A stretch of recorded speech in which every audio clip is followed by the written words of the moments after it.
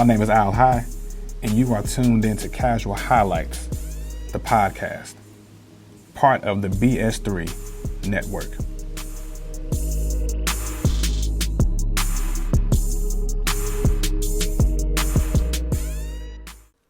What is going on, everyone? Thank you for tuning into another edition of Casual Highlights, the podcast. This is the sports platform that empowers. We also educate, inform, and inspire while having casual, conscious conversation in sports and the world around us. I am the founder of Casual Highlights and the host of this platform, Al High. Thank you for tuning in. First of all, I want to give a shout out to BS3 Network. You can listen to this podcast as well as other shows at bs3network.com.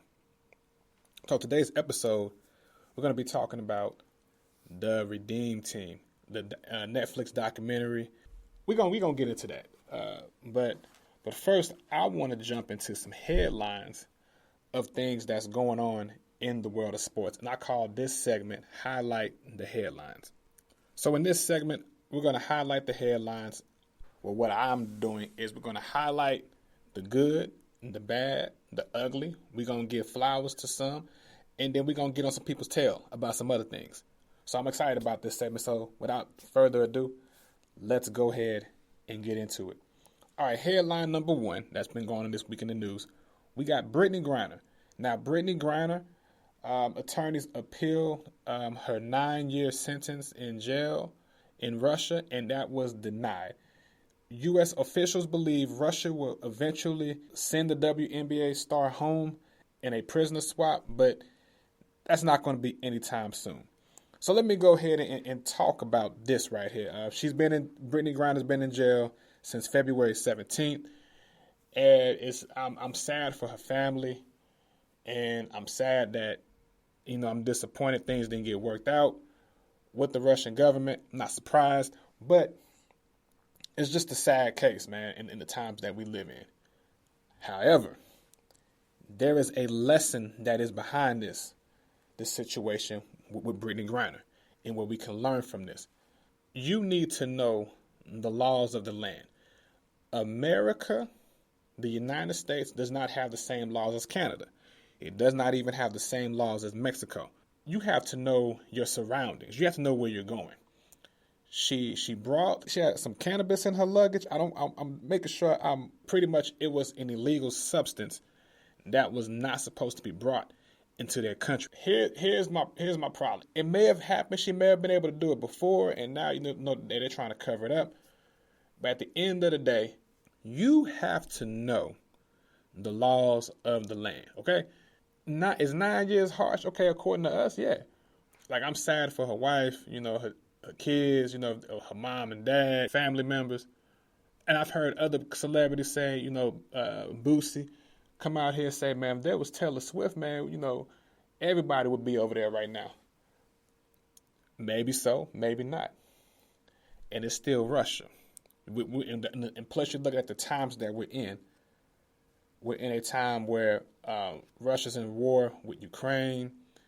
We're dealing with the thug of Vladimir Putin, or you call him the mafia.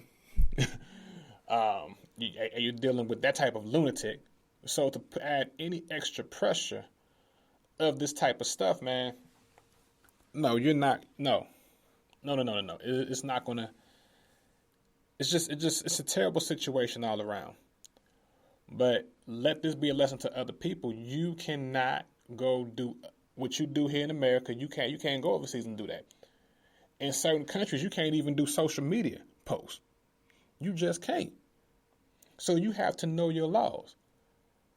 If I even think about the middle LeVar Ball's child, LeAngelo, the middle kid, and he stole them sunglasses. They were at a sunglasses shop, and he took the glasses.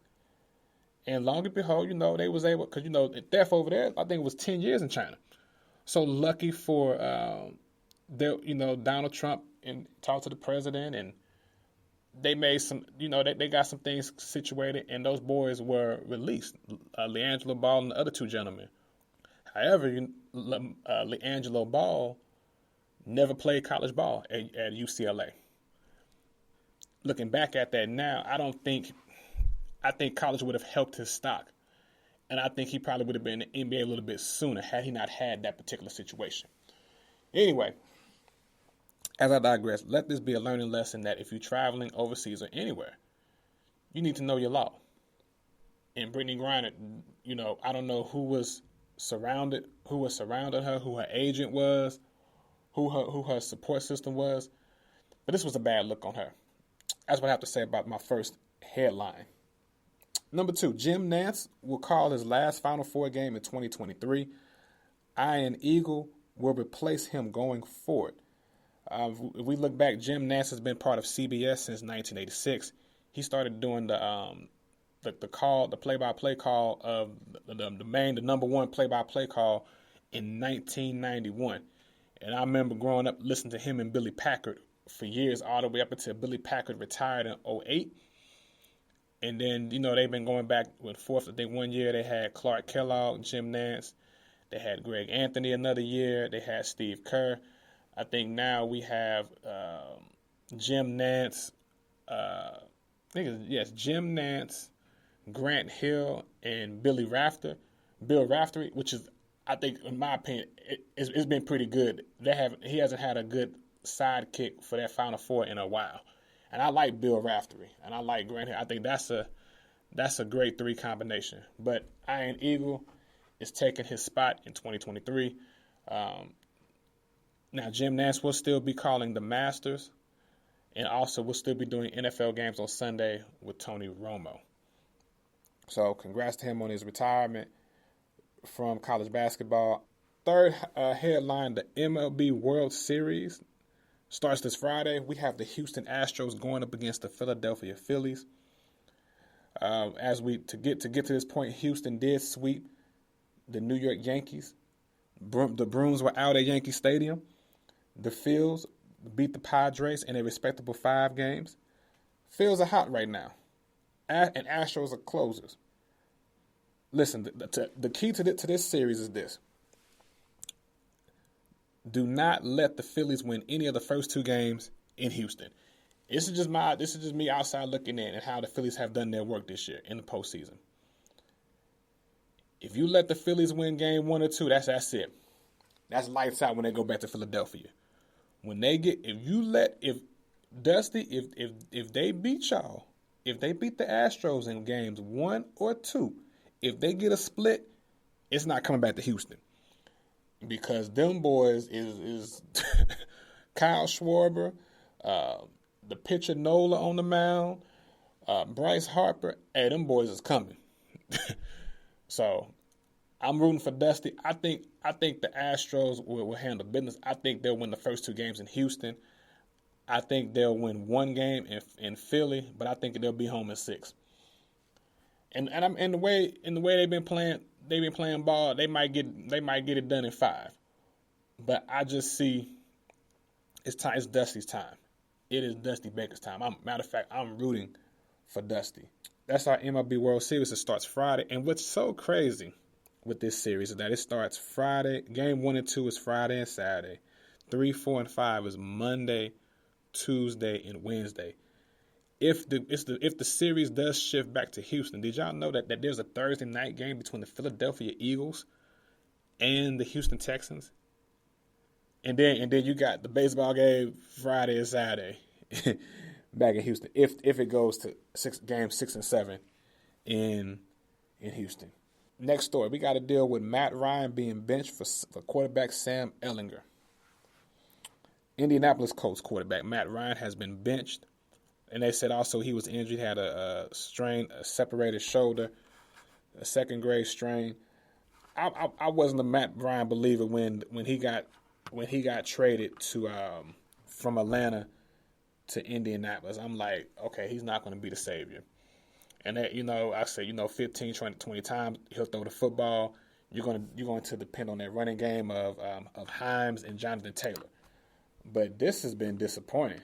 Like I still don't see how the Chiefs lost to the Indianapolis Colts. But this is it. This might be it for head coach Frank Wright and GM Chris Ballard.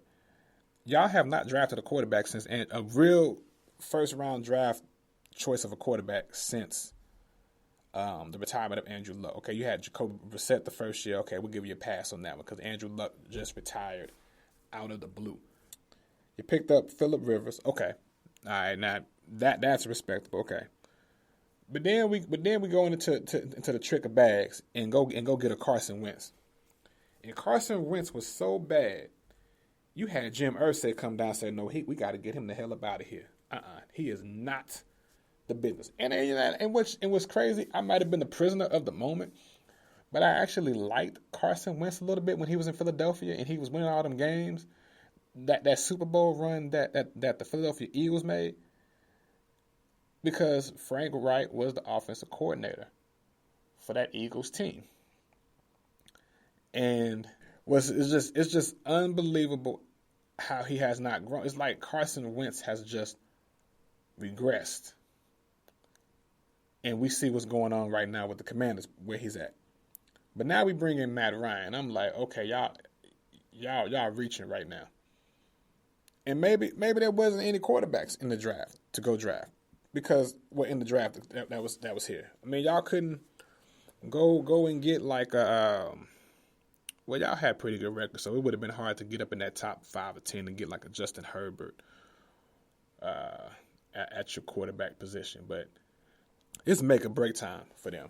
Frank Wright, for Chris Ballard, they got to get this together. Right now, they're sitting at 3-3-1, and the Titans are at 4-2. That's probably one of the most disappointing divisions in the NFL right now. We knew what it was, so I can't say the most disappointing. We knew what the AFC South was going to be about. In my last highlight, the headline moment, we got to talk about Russell Westbrook in the LA Lakers. Boy, as I'm recording this right now, I'm recording this on Wednesday, October 26th. Now, they do have a game. The Lakers do have a game this evening against the Denver Nuggets, and they might win the game. But I'm tired of everybody wanting to put the blame on Russell Westbrook.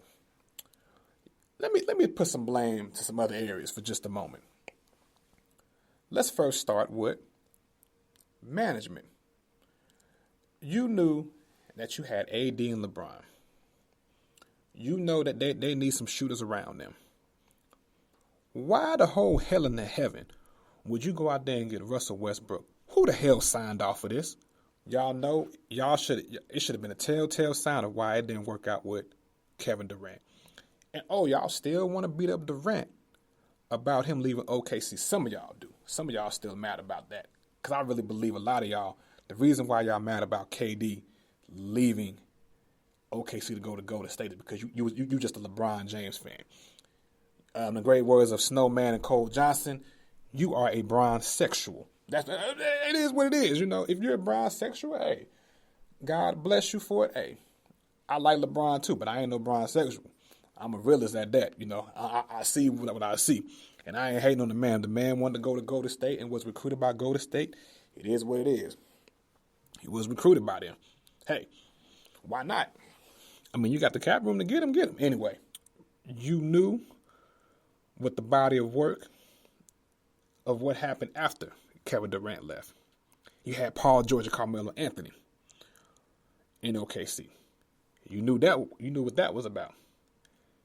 You had Westbrook in Houston with James Harden. You knew what that was about. You mean to tell me y'all want to blame Russell Westbrook for the issues going on with the Lakers?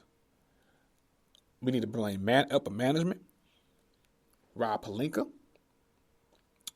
Jeannie. Hello, Jeannie. You own the team, Jeannie. What's up? We need to also look at LeBron James, because I think he signed off on some of this stuff playing with Russell Westbrook. But there's plenty of blame. Darvin Ham. Now there's rumors talking about Austin Reeves probably going to start in place of Russell Westbrook. And we saw stories before the season, Russell Westbrook is going to be in the second unit and all that. And And it's bad when Pat Bev call you out and say, no, I'm coming to them. I'm coming to help them. It's ain't pretty much just say, nah, man, y'all needed me. You traded for me to help y'all out. It is what it is right now. I think this is not just on Westbrook. You knew what he was. You knew how much money the cap would be. And you all decided to make that gamble. Y'all did that. Not Russell Westbrook. And these are the headline segment. PS3 Network, changing the way you listen to podcasts. All right, we are back. Now I want to watch this great documentary on Netflix called We watched the documentary called The Redeem Team. I had been put it on hold, and I got actually invited to be a part of a BS3 network show called The Forecast. And they said, "Hey Al, come on here and review this Redeem Team with us." I said, "Oh, most definitely." So today I'm going to give you a little bit more thoughts of the Redeem Team, and you can check out that show, The Forecast. Those guys do excellent work. BS3network.com. You have Mr. BS3 himself, Ben Suddup III. You have Ivan Dawkins. You have H-Rap, and you have Wilkes. And they each week they talk about different movies. Man, they talk about everything on there, and they just bring different perspectives on that show. So definitely go check it out. The Forecast, BS3network.com. But we talked about the Redeem Team, and so I gave it a rating when I was on The Forecast. I gave it 4 out of 5 mics, and I'm sticking with my 4 out of 5 mics. I thought it was a pretty good documentary, but I'm just going to give one recommendation. Anytime you're doing a documentary like this, and you've been holding back information for a long period of time, I think going forward with anything, if it's sports, if it's music, we need more than just an hour and a half. You need like a docu-series. This probably should have been a docu-series. More than just an hour and 33 minutes, hour and 40 minutes, however long time this was about. We should have gotten more information than just an hour, 30 minutes. It's hard to squeeze that amount of information in what was cut out of this documentary as well. So let me give you the positives some of the things that I did enjoy with this documentary. I love the fact that they gave honor to Kobe. They've been doing these documentaries to give people their flowers and to talk about, the importance of Kobe on this particular team and how, this was the one piece to cattle it. But, Kobe, RIP to Kobe, he's been deceased about I'm going on 3 years now, which is crazy, man. Time is just rolling right now.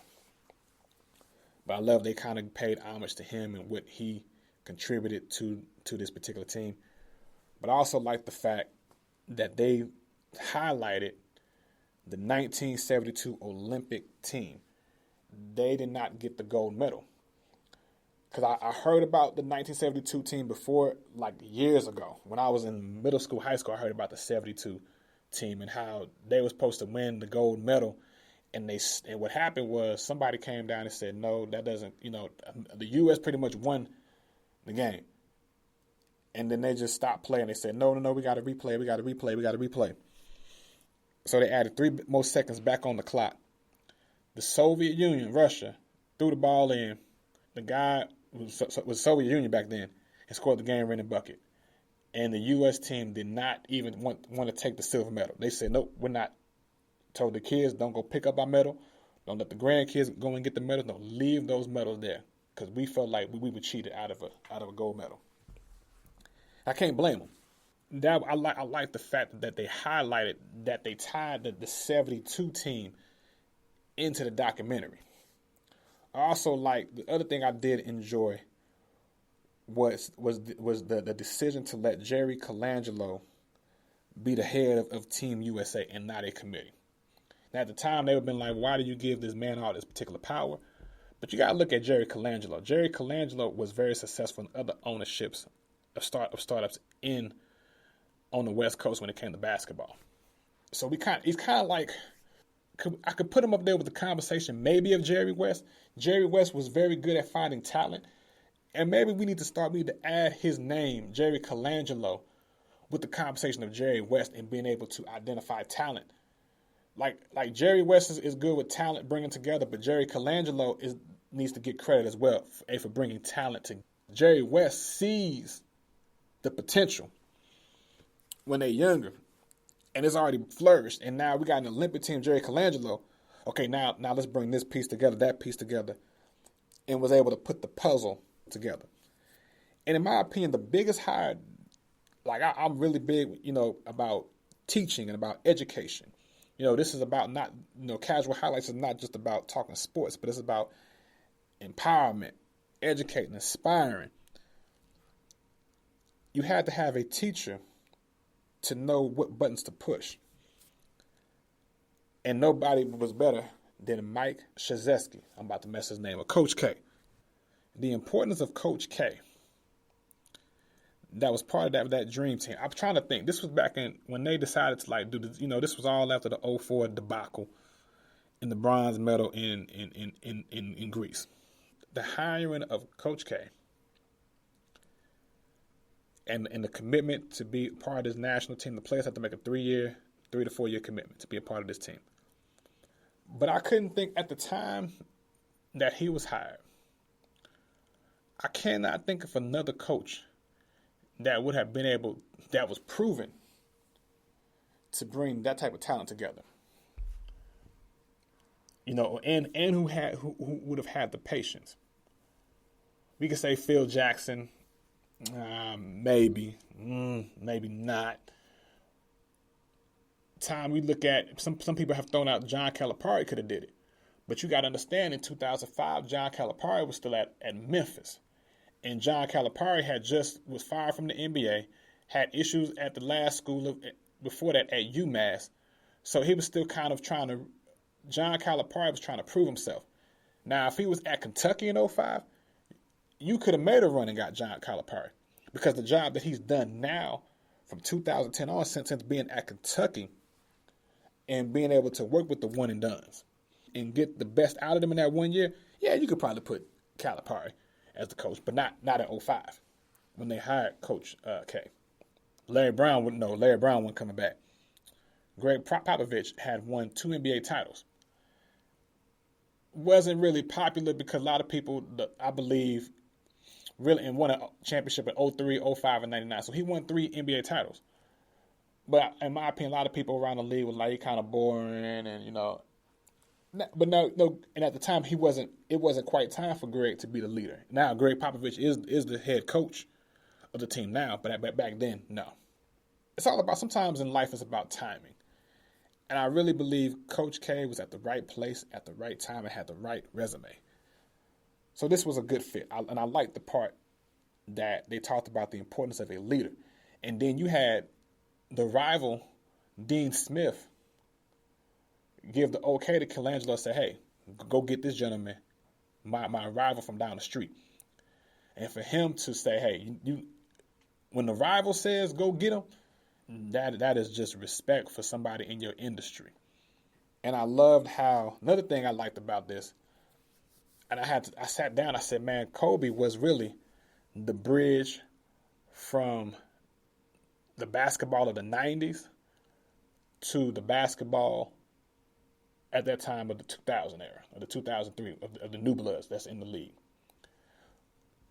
Kobe was that bridge in between, from Jordan to the LeBron and the D Wade and the Carmelo and the Chris Paul. He was that bridge.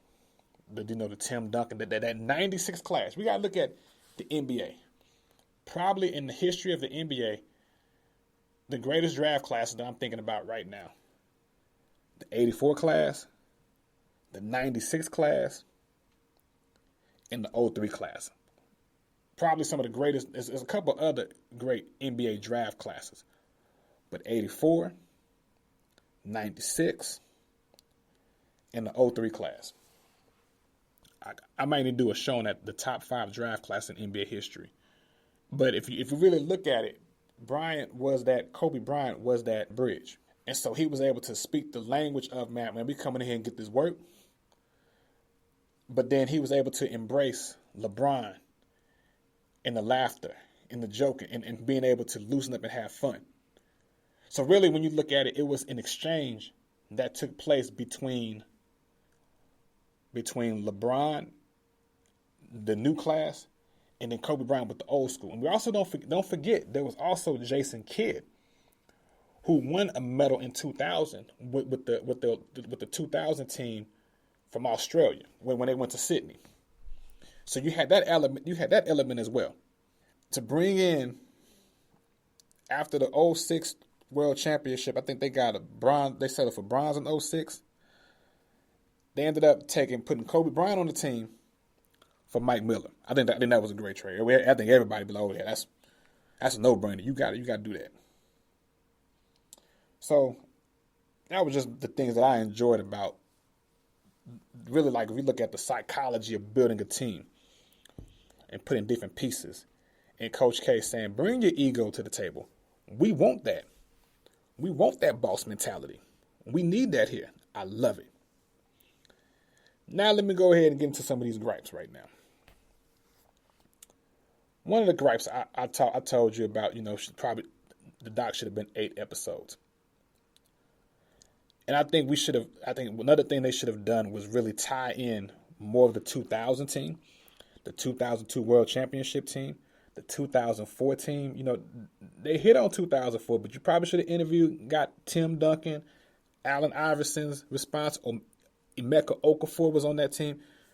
Probably would have been good to hear from those brothers and hear what they were talking about, being a part of that team. Stephon Marbury, being able, and his comeback story, being able to hear that.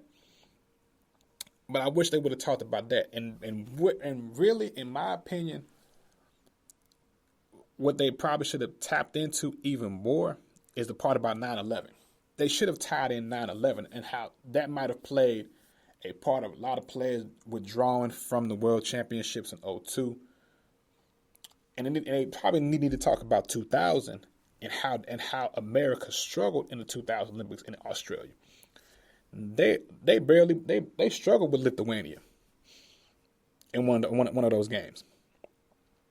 But they won gold medal, but they struggled, and that probably should have been talked about.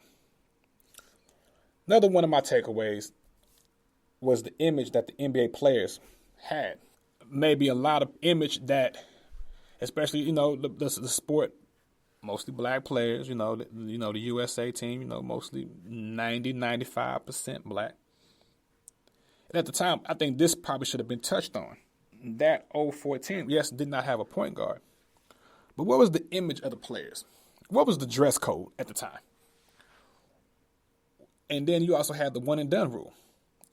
I think that should have been talked about as well, because that all ties into who's watching the Olympics. Because in my opinion, when you think they call the new NBA dress code rule, aka the Allen Iverson rule, because most of your players wore white long tee, throwback jerseys, baggy jeans, do-rags on the head, headphones.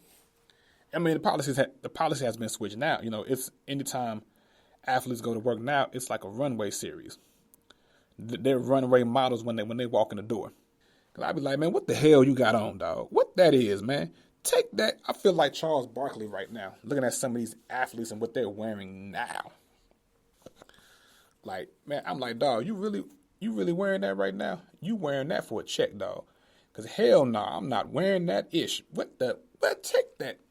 But if we also look back at it, it's the image that some of the players carry. I think that's, and how did America, because Carmelo talked about how the Americans looked at USA men's basketball as a joke. And I think part of that could have been the issue of how the players play in the NBA. They're thugs. They don't care about their job. They're very arrogant. They're very rude. They're disrespectful. They listen to rap music all the time and this and that. And most of them people came from those type of cultures. And I believe it was a disconnect between the public and the USA men's basketball team. And they didn't. Now we kind of can understand that because part of it is social media and athletes being able to have a voice. And I think athletes should have a voice. You pay taxes. You're part of the 1%. Hey, you part of the 1% taking care of all of us around here, the whole 99. You damn well need to have a voice. But I don't think that America and the news media at the time really didn't understand and really didn't tap into the consciousness of the players and the culture. They didn't. They were just like business as usual. And see, that's why, I'm glad, myself have this podcast. That's why we have BS3 Network. That's why we have thousands upon thousands of other shows, YouTube, Instagram, podcasting community. We're able to break down, being able to connect and be the bridge. Because a lot of times, man, a lot of people, I believe, are going to be able to understand how we're going to break down these particular walls of foolishness. Is we got to be able to connect. We got to be able to, we might not agree with how certain things are done, but we'll be able to be like, okay, I understand how that person thinks. Understand how that person reacts. I understand where they come from now. Okay, let me put okay, you know what? I know how to embrace this particular person. And that, I think you probably could have did a whole series about the one and done rule, but also the image of what the NBA was from 2000 to 2008. Also, what I like is the fact that Kobe, what I enjoyed about the 08 Redeem team, Kobe Bryant, the Dream Team really saved his career.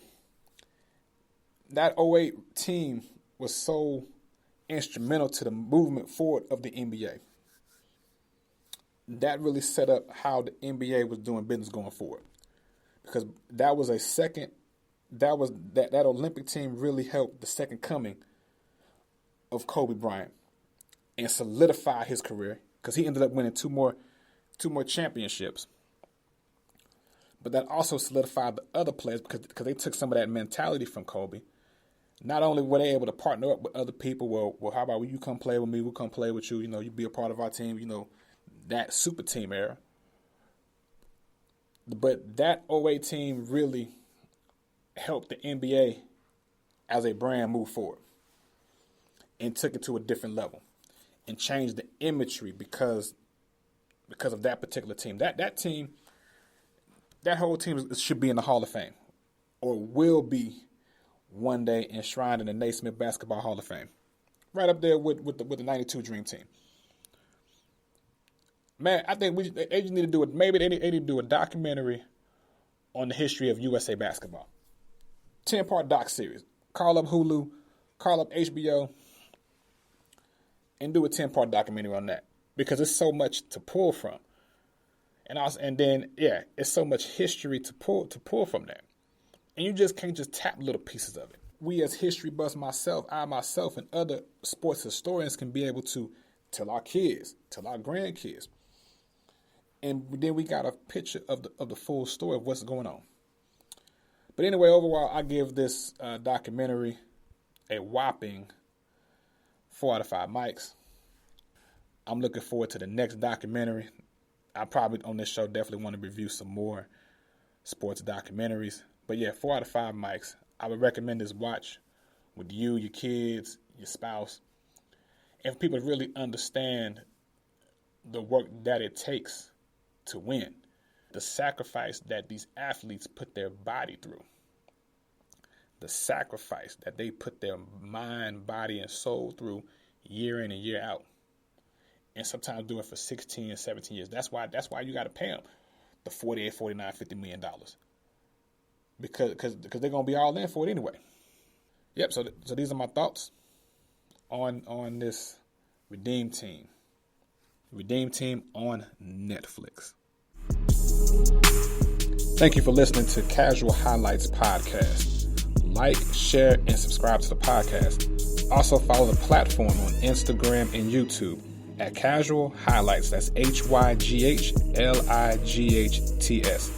Till next time, disrespect your senses.